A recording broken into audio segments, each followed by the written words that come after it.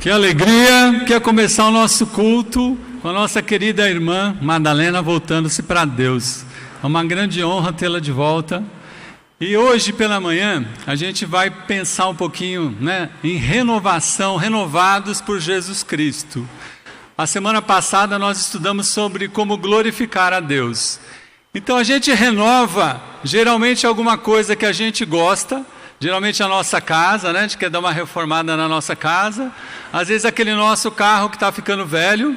Existe até aquele programa Lata Velha, que você transforma aquele carro geringonça num carro super poderoso, E também nós gostamos de renovar a nossa pele, a nossa beleza, E por isso a gente usa cremes como Cicatricure, Então a gente quer se renovar. Mas antes eu gostaria também perguntar se a Lenita e o César estão por aí?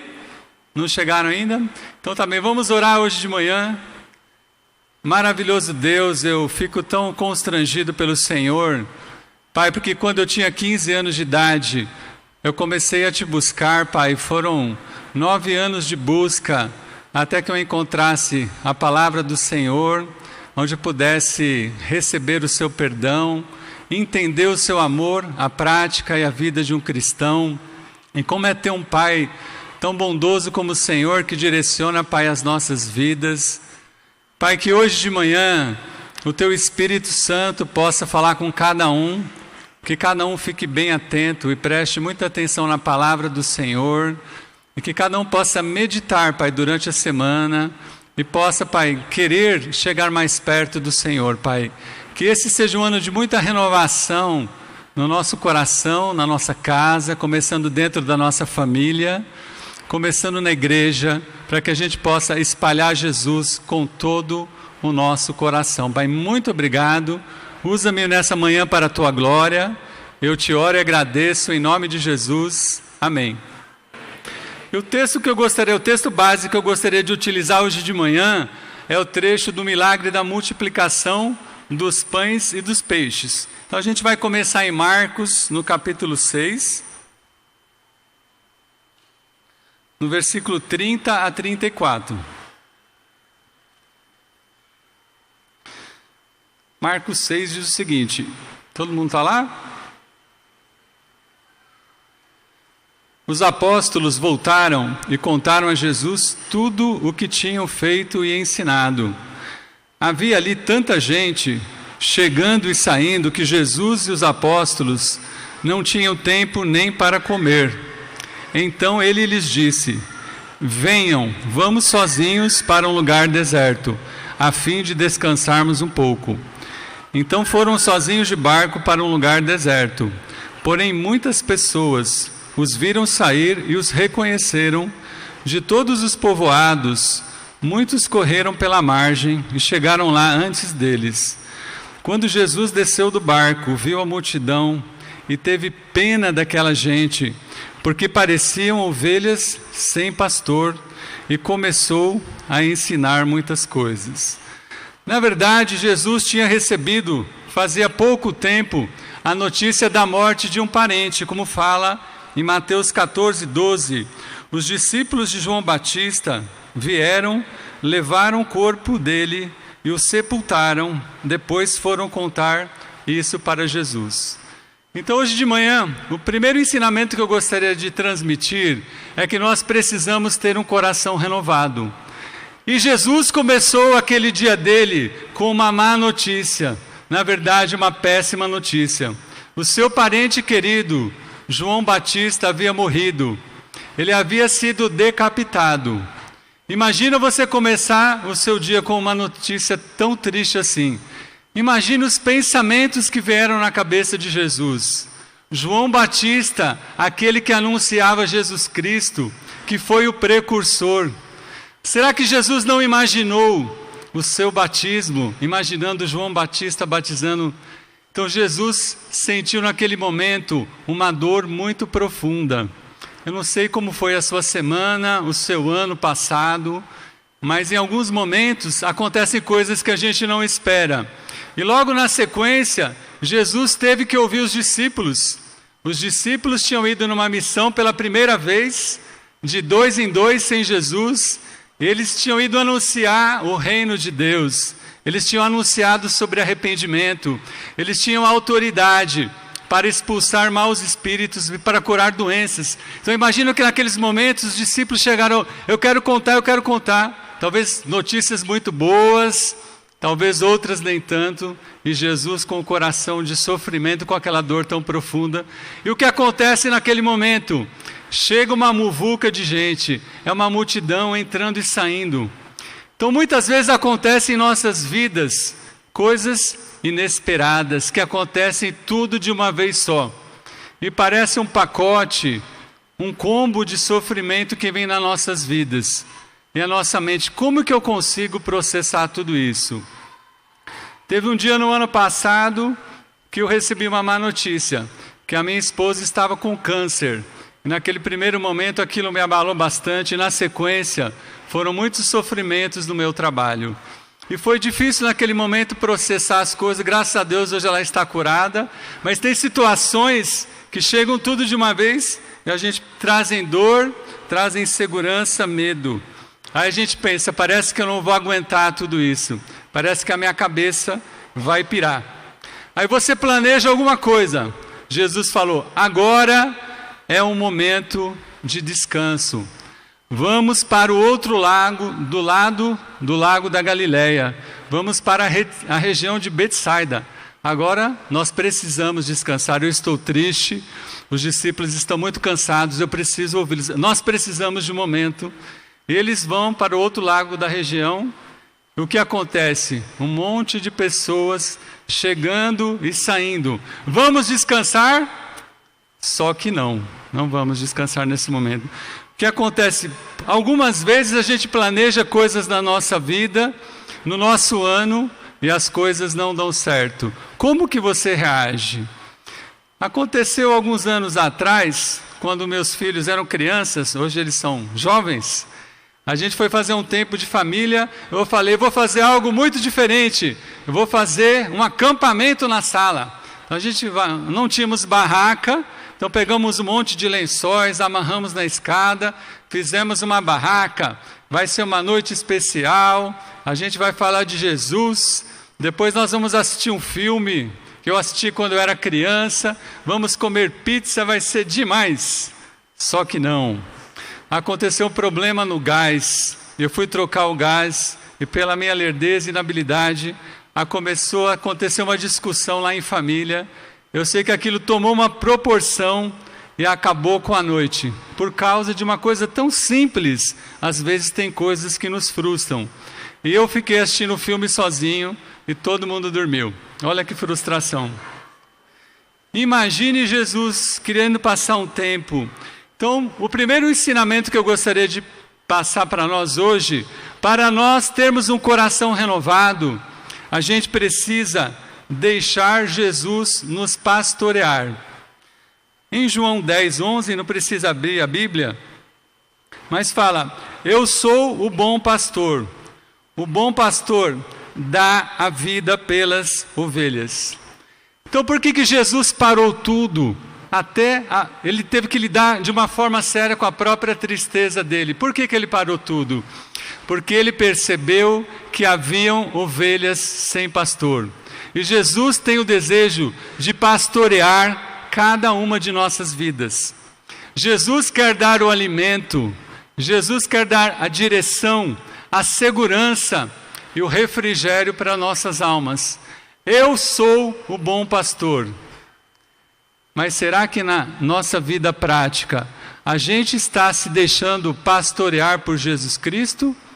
Ou nós estamos indo numa direção contrária? Eu não me alimento de Jesus Cristo. Eu vou pela minha força humana. Não deixo o Espírito Santo direcionar a minha vida. Eu saio, faço as coisas do meu jeito, vou para lá, vou para cá. Eu fico me machucando, me isolo de Deus, me isolo dos meus irmãos e me machuco. E não tenho refrigério, não tenho aquele descanso, aquela alegria na minha vida. E muitas vezes pensamos que Jesus não está nem aí para cada um de nós. Mas como que nós estamos sendo deixados ser cuidados por Jesus? Ou nós estamos indo na direção contrária?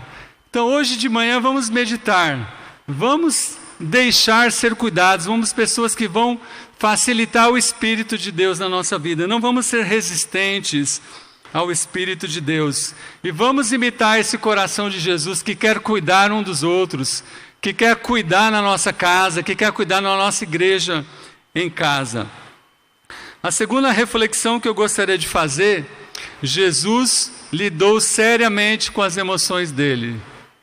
Jesus não deixou que a dor dele o afundasse. E muitas vezes a gente tem coisas que doem lá no íntimo da nossa alma, só que a gente deixa a nossa dor nos levar tão para baixo, e a gente deixa muito tempo acontecer isso, e às vezes fica difícil para nós nos levantarmos. Mas Jesus não se deixou dominar pela dor dele. Então vamos pensar hoje de manhã, não deixe a dor tomar uma proporção que ela não deve tomar na sua vida. Deixe o espaço para Jesus, aprenda como ele agiu nesse momento. Ele parou, a dor de Jesus diminuiu, o cansaço de Jesus diminuiu, a fome dele diminuiu. Jesus não deixou olhar somente para a sua dor, ele olhou para a dor das outras pessoas. Será que eu estou conseguindo enxergar a dor dos outros? Eu só fico paralisado na minha própria dor. Então vamos abrir os olhos, porque Jesus conseguiu perceber que havia ovelhas sem pastor. Que a gente possa abrir os nossos olhos e enxergar que tem muitas pessoas necessitadas. Uma coisa, irmãos, é ser pastoreados, pessoas que ainda não conhecem Jesus, mas Jesus, muitos aqui já conhecem Jesus.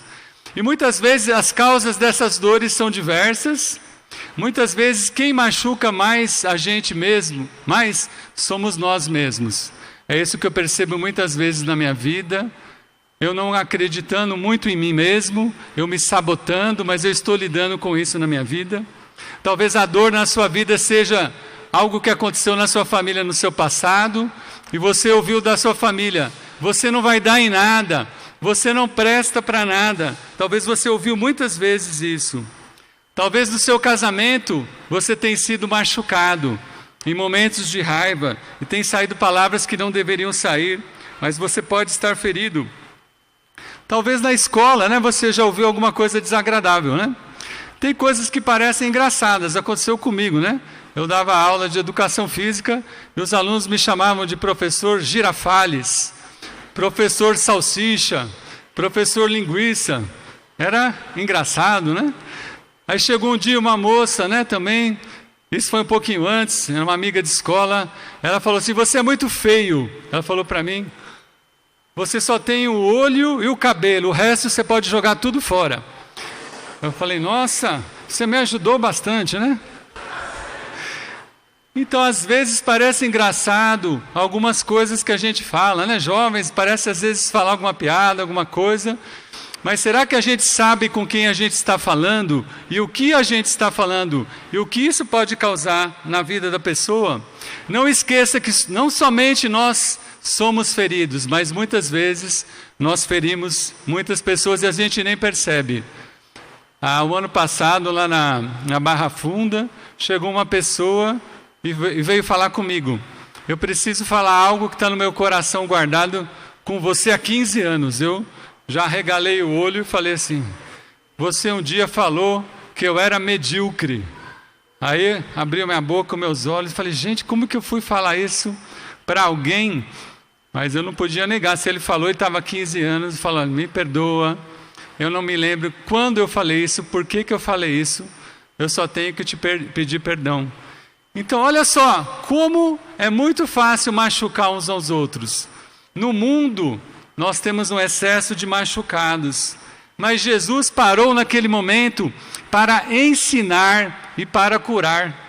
É isso que Jesus quer que a gente faça aqui na igreja, que a gente ensine muito mais e possa levar bálsamo para as feridas. A nossa casa, a igreja, deve ser um lugar de muito mais cura. Então hoje de manhã, Jesus está chamando você e eu para sermos médicos de Jesus, para levarmos cura para as feridas. E não somente médicos do pronto-socorro, da emergência, da cirurgia, mas médicos que vão trabalhar na prevenção e no cuidado de cada um. Então, ora que o Espírito vai revelar para você como você pode cuidar melhor. O terceiro ensinamento que eu gostaria de passar, o que moveu Jesus, foi a compaixão. Eu fui estudar um pouquinho o que é compaixão, e duas características chamam a atenção em todos os conceitos. Compaixão é você aliviar ou diminuir o sofrimento de uma pessoa. E é frequentemente caracterizado por meio de ações. Então não deixe que a compaixão, que é diferente de você só ter dó, de você só ter um sentimento que fica parado com você e você não consegue fazer nada. Falamos, que dó daquela pessoa. E parece que a gente se coloca numa posição superior, como se a gente estivesse melhor. Mas a compaixão é quando você está ao lado e você leva alívio do sofrimento para uma pessoa. Jesus mudou tudo pela compaixão. Ele parou tudo pela compaixão. E de quem que você vai ter sofrimento? De quem que você vai ter compaixão hoje? Você tem compaixão do seu marido e da sua esposa? Você só consegue estar chamando mais atenção coisas negativas. Você tem compaixão dos seus pais, que buscam te ajudar, só que muitas vezes erram? Você tem compaixão dos seus filhos? O que a gente faz? Ação para aliviar o sofrimento. E o quarto ensinamento sobre ter um coração mudado é derrame Jesus. Essa semana, uma irmã passou uma mensagem para minha esposa e a minha esposa me passou uma mensagem que falava sobre... Então a ilustração que eu quero passar hoje é que havia uma pessoa tomando café. Ela estava de roupa branca, estava andando, tomando aquela xícara de café, e de repente vem alguém e esbarra na pessoa e derruba o café todo naquela roupa branca. Aí eu faço uma pergunta para vocês: por que derramou o café? Isso. Então, a pessoa pode falar, porque alguém me empurrou. Resposta errada. Você derramou o café porque na sua xícara tinha café. Se tivesse chá, você teria derramado chá. Mas o que você está enchendo na sua xícara? Você está enchendo a sua xícara de desânimo? Você está enchendo a sua xícara de amargura? Você está enchendo a sua xícara de impureza? Ou você está enchendo a sua xícara de Jesus? Porque quando vem a vida e sacode você, o que você vai derramar? A gente precisa derramar Jesus e não a nossa natureza humana. Então é muito mais fácil você falar, mas a culpa não é minha, mas ele que me empurrou. Mas o importante é o que você tem dentro do conteúdo. Se você só ficar olhando para quem te derrubou, você não vai dar passos para ter um coração renovado. Então vamos encher hoje de manhã a nossa xícara com Jesus Cristo. Amém? A segunda reflexão que eu gostaria de passar é renovar a nossa mente. Então vocês podem perceber junto comigo, né, que a nossa mente é o lugar mais viajante do nosso corpo, não é verdade? Tem gente que gosta muito de viajar lá para o passado. Eu tinha um aluno, um senhor de quase 90 anos. Quase todas as vezes que eu ia dar aula para ele, ele contava a mesma história, que ele tinha feito doutorado lá na Sorbonne, em Paris, e me contava. Eu já sabia aquela história de decor e salteado, mas ele me contava de novo. Então, eu vi que a mente dele ficava muito no passado. Daqui a pouco a nossa mente já está lá no futuro. Já pensa, puxa, como que eu vou poder pagar as contas no final do mês? A nossa mente já está no final do mês. Eu vou passar na faculdade, eu vou passar no Enem. A nossa mente ela fica viajando e traz muito sofrimento e ansiedade. Eu pesquisei o que significa ansiedade no grego. Ansiedade significa estrangulamento. É como se parasse o refluxo de sangue no nosso corpo. E por isso muitas vezes a gente não sabe o que pensar, porque a gente se sente asfixiado pela nossa mente que vai e volta. E às vezes é um pouquinho difícil a gente ficar no presente, não é verdade? A segunda característica da mente é que a mente não é um lugar muito tranquilo para a gente conviver. A mente no nosso corpo é o lugar mais difícil da gente viver. O que acontece? Vem maus pensamentos, vem bons pensamentos, vem aqueles diálogos negativos da nossa mente, e muitas vezes a gente não sabe o que fazer. Parece que a nossa mente vai sair fumaça de tanta guerra que está na nossa cabeça. Então hoje de manhã, vamos pensar nessa escritura, como que Jesus renovou a mente dele. Eu fiz um estudo chamado Mentes Rígidas vem falsidade, mentes flexíveis vem segundas chances. Então o que ele estava querendo ensinar aqui, que a gente precisaria tomar cuidado com essa maneira da gente enxergar as pessoas de uma forma superficial. Então se vocês quiserem, pode pesquisar o site amentemaravilhosa.com.br. E nesse estudo, ele caracteriza dois tipos de mente: a mente flexível e a mente rígida.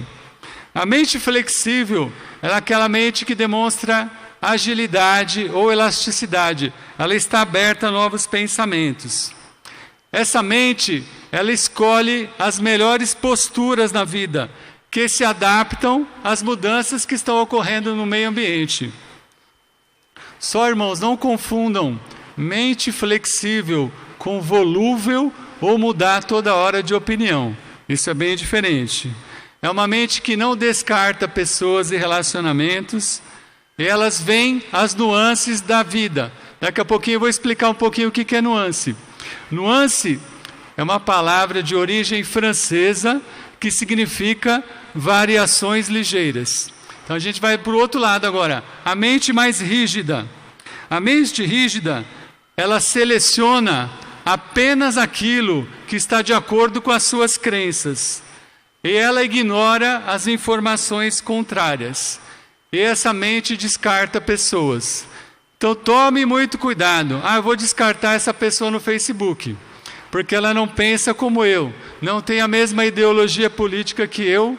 Então tome cuidado, eu vou descartar essa pessoa. Então ela age de forma extrema, mesmo diante de evidências contrárias. E ela não consegue enxergar as nuances da nossa vida. Então eu vou pedir para o meu amigo colocar uma foto aí do verde. Como eu sou palmeirense, tá? Vou colocar o verde. Então essa mente rígida, ela só consegue enxergar duas caixinhas. Se a gente fosse dar o exemplo, preto e branco. Fora o que tem da caixinha, ela não consegue enxergar, ela descarta todas essas informações. Então vamos lá ver o verde, gente. Vocês conseguem ver um tom de verde escuro e um verde mais claro? Todo mundo consegue? Você sabia que o tom do verde mais claro se chama verde fantasma? Quem gostaria de pintar sua casa de verde fantasma? Eu achei muito cômico esse verde fantasma, achei divertido, né? Tem o verde marciano. Você pode chegar e falar: puxa, irmão, você está muito elegante com esse verde marciano, né? Ou você pode chegar para sua esposa e falar: querida, você está com um lindo vestido verde chartreuse. Olha lá. O que eu quero ensinar com isso? A nossa vida não é uma caixinha de verde escuro e verde fantasma. Existem várias nuances, existem variações ligeiras que acontecem na nossa vida. E às vezes a gente não está percebendo o que está acontecendo. E a gente fica batendo o pé e fica discutindo, muitas vezes, no nosso casamento, querendo só colocar as nossas opiniões. Será que isso é uma mente renovada por Jesus? Jesus, nesse trecho, ele observou as nuances do que estava acontecendo no meio ambiente. E ele pensou: eu mereço descansar aqui. Eu mereço estar com os discípulos. O meu sofrimento é legítimo. eu não vou atender ninguém, eu vou lá sozinho, vou ficar com os discípulos e acabou. Jesus não fez isso. Ele observou as nuances, e a gente precisa observar. O que será que o Espírito vai mostrar para você das nuances na sua casa? Jesus, ele pensou de uma forma muito ágil, muito flexível, como um bambu, né? Então Jesus não tirou os seus princípios e as suas convicções, mas ficou firme e ajudou as pessoas. Então talvez a gente pense, pode mostrar a próxima foto, por favor? Essa foto clássica. Antes da gente falar dessa foto, gente, desculpem as loiras, principalmente minha filha que é loira, mas eu vou fazer uma piadinha. A loira estava com uma mente, ela achou que estava abafando, né? Ela fez um quebra-cabeça, gente, em 6 meses. Ela falou, uau, eu sou demais, fiz o quebra-cabeça em 6 meses. Aí ela foi olhar na caixa do quebra-cabeça e estava escrito, de 4 a 5 anos. Falou, então estou bem, fiz em 6 meses, é para fazer de 4 a 5 anos. Só que não, era a faixa etária. Quem era para fazer eram as crianças de 4 a 5 anos, que dava para fazer no dia. Então, muitas vezes, nós temos ponto de vista, né? Como a loira, puxa, eu estou com pensamento aqui, eu estou bem, né? Mas precisa tomar um certo cuidado, né? Olha lá essa foto. Eu faço a pergunta, quem está certo? Os dois estão certos, né? Tem perspectivas, tem pontos de vista diferentes. Isso daí é muito saudável. A gente não precisa utilizar o mesmo uniforme. A gente pode ter, né, união, diferenças, mas tome muito cuidado com uma mente muito rígida, porque de um lado com certeza é só 9, do outro lado com certeza é só 6. Mas quem está conseguindo enxergar a visão do todo? E se eu trocasse a pessoa de lugar? O que será que ela falaria? Será que ela teria o mesmo ponto de vista? Então, vamos pensar profundamente nas nossas vidas, nos nossos pontos de vistas. Será que é mais importante para mim ter razão ou trabalhar na minha casa e ter união? É mais correto eu mostrar que eu estou sempre certo ou eu ter uma visão de união? Então isso atrapalha muitos casamentos, atrapalha muito a educação de filhos. E teve uma situação que aconteceu lá em Diadema, chamado psicodrama, não sei se vocês sabem, mas é um teatro em que as pessoas acabam interpretando papéis de outras pessoas. E tinha uma aluna minha, que o marido dela era alcoólatra, e foi sorteado para ela interpretar o papel do marido dela. Quando ela fez o papel de alcoólatra, ela ficou pasma, ela não tinha nem ideia daquele sofrimento. Ela só falava mal do meu marido não presta. Quando ela viveu aquela experiência, ela começou a enxergar de uma forma diferente. Então a gente precisa também, né, mudar a nossa mentalidade. A próxima escritura vai nos ajudar. 2 Coríntios 10, vamos abrir a Bíblia.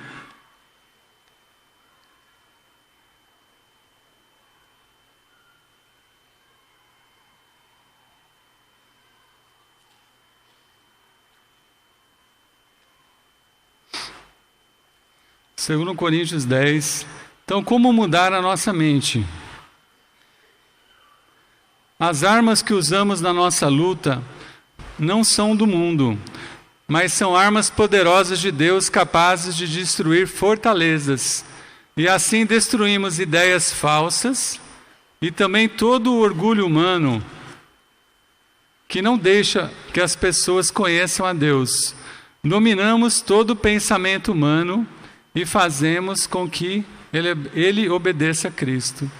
Então aqui Paulo está nos ensinando a renovar a nossa mente. Não ter uma mente humana que quer fazer as coisas pelas forças próprias. Se você tem uma personalidade forte, muitas vezes você quer convencer as pessoas pela sua personalidade. Se você tem muita experiência ou muito inteligente, talvez você queira convencer as pessoas pela sua inteligência, talvez pela sua beleza. Mas quem está disposto a ser um instrumento de Deus e ser utilizado para ajudar as pessoas a serem convencidas pelo Espírito Santo?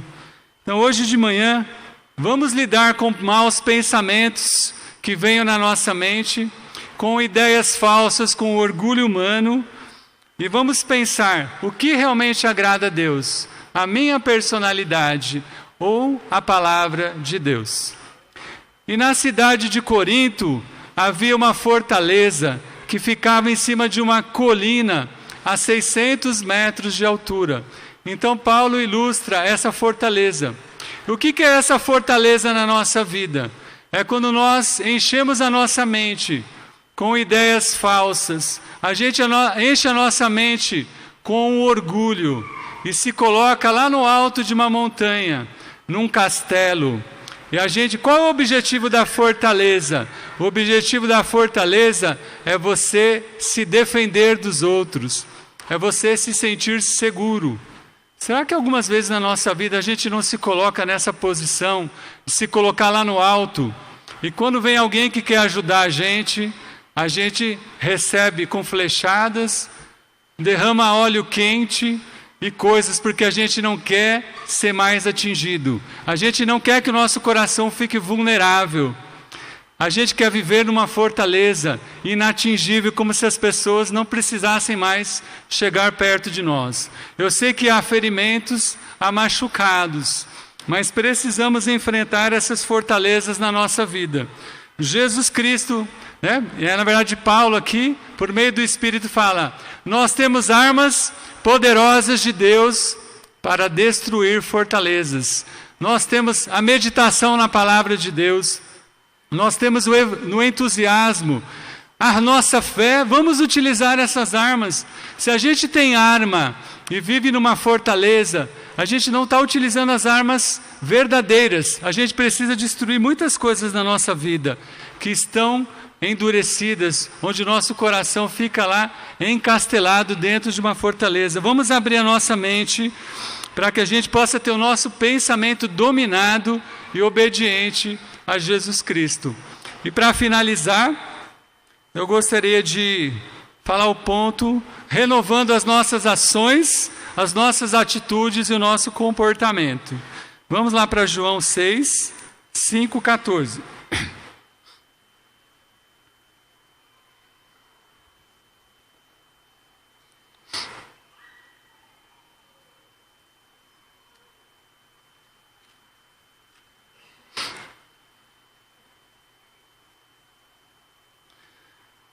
João 6, 5.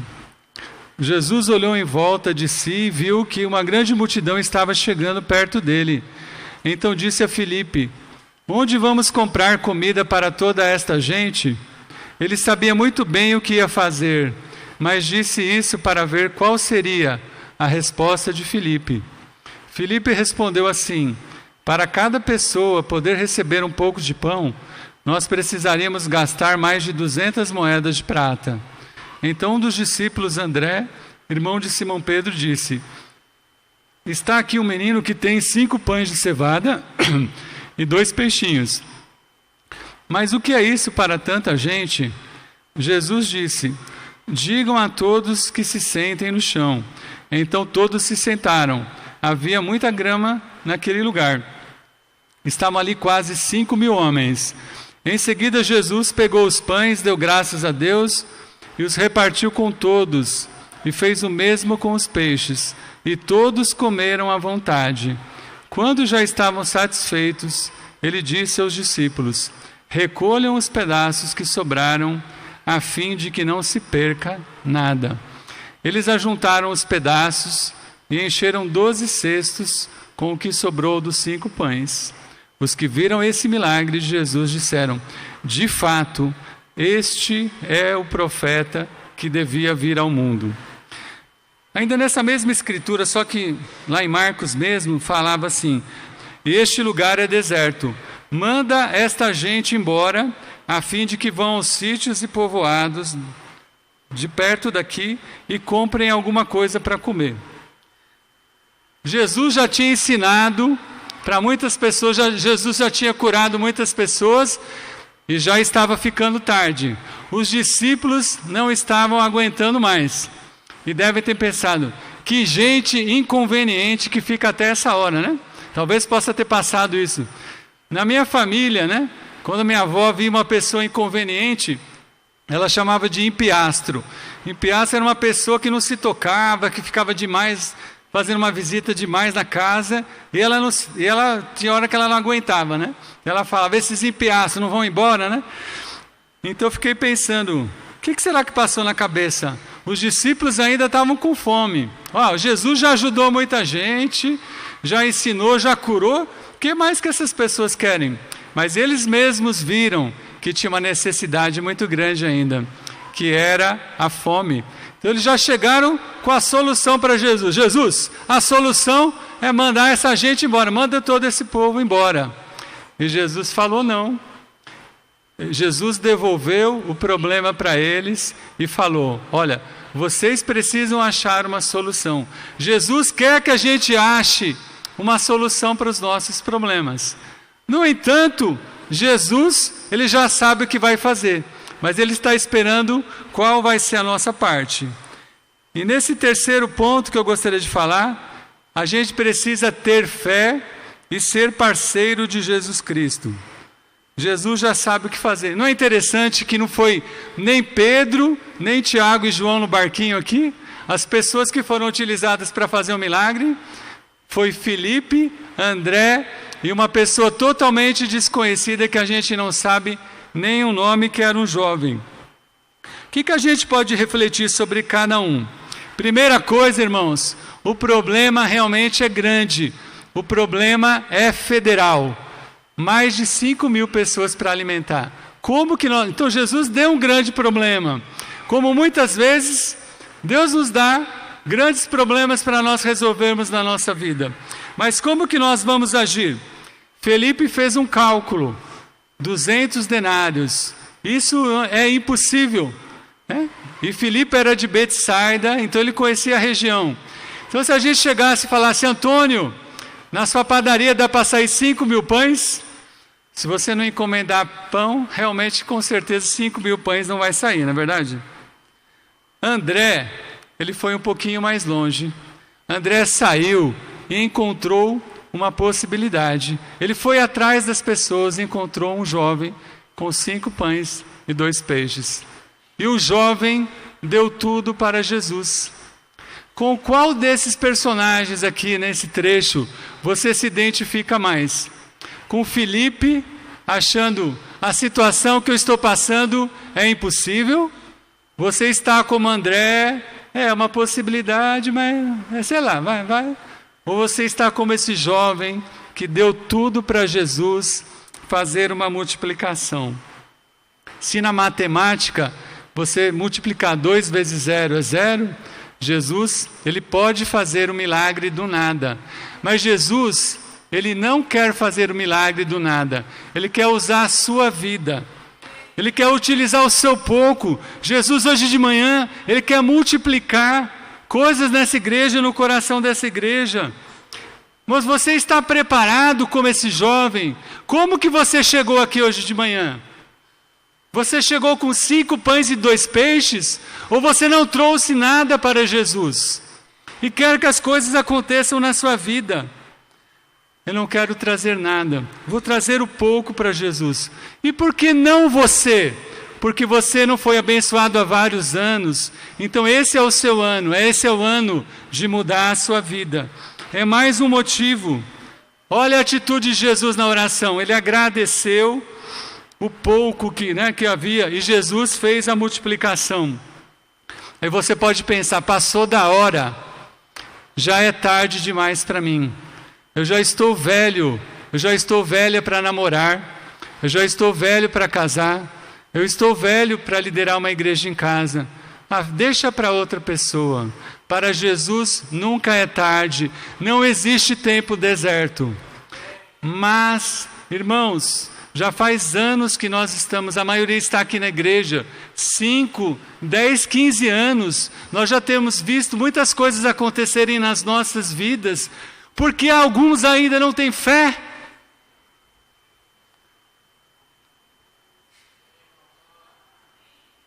André, Filipe, eles tinham visto o milagre do vinho no casamento.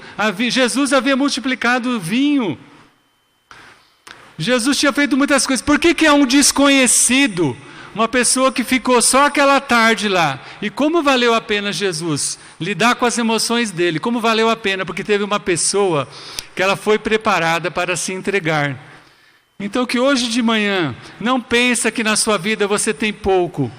Que você pode, e se você tem pouco, dê o que você tem. Se você não está bem ainda, dê o que você tem. Jesus vai fazer uma grande multiplicação na sua vida. E Jesus, ele mostrou que ele não somente está disposto a dar o que era a necessidade daquelas 5.000 pessoas, mas Jesus, ele deu muito mais. Jesus, ainda sobraram 12 cestos cheios de pães. Então como a gente deve agir? A gente precisa ter urgência, mas também se acalmar. Então Jesus colocou as pessoas sentadas e as pessoas, cada uma delas foi abençoada. Que nesse ano você tenha essa fé e você seja esse parceiro. Você vai entregar os seus 5 pães e 2 peixes e Jesus vai multiplicar. Não fique somente assistindo a vitória nas vidas dos outros, mas seja você também um participante nessa vitória com Jesus. Então vamos ter um coração renovado, uma mente renovada e ações renovadas, nos conectando cada vez mais com Jesus Cristo. Amém?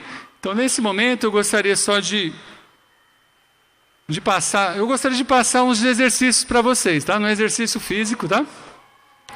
Vocês meditarem na Escritura, 2 Coríntios 10, de 4 a 5, meditem nessa semana. Que as igrejas em casa também possam pensar nesse tema de renovação. E o que Jesus tocou na sua vida hoje, que você possa compartilhar com alguém. Esteja preparado no seu dia para entregar algo para uma pessoa que não vai poder te devolver nada. Em nossa casa a gente comprou alguns biscoitos, né? E a gente tem saído preparado, né, para ter uma mente muito mais ágil para servir. Então, quando alguém pedir alguma coisa, eu estou preparado. Então, essa escritura me chamou muita atenção, me ajudou a estar preparado mais para servir. Então, vamos terminar com uma oração.